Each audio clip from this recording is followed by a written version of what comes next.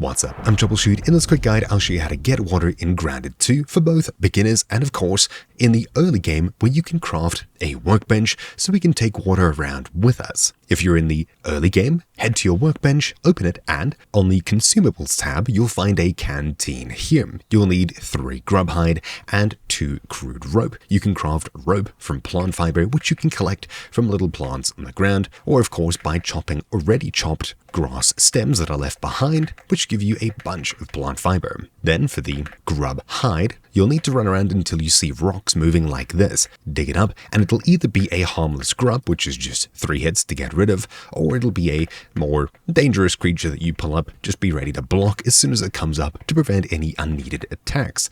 Once you've got enough grub hide and of course crude rope crafted, you can craft a canteen. Now, with this canteen in your inventory, you can store some water in here for later. It can carry 2 drops of water. In order to actually find water to drink, you can of course drink the remains of whatever grub or creature you delete when you chop them up, but of course you'll get a poison effect from that. Instead, if you're still super early game and just need a drink really quickly, if you're out of all options, you can also find ponds lying around the place which you can run up to and grab a drink from, just like that. Obviously, this nasty water is not the best, so the most reliable option for water, at least in the early game, is to run around looking for droplets either already on the ground, which we can slope and drink, or equip the canteen in your hands by placing it in your hotbar, which you can see at the very bottom there, and run around until you see, looking up, a water droplet, I assume of dew, left behind on a leaf. You can either attack it with any tool or just hit the tree once, as such, and the water droplet will form.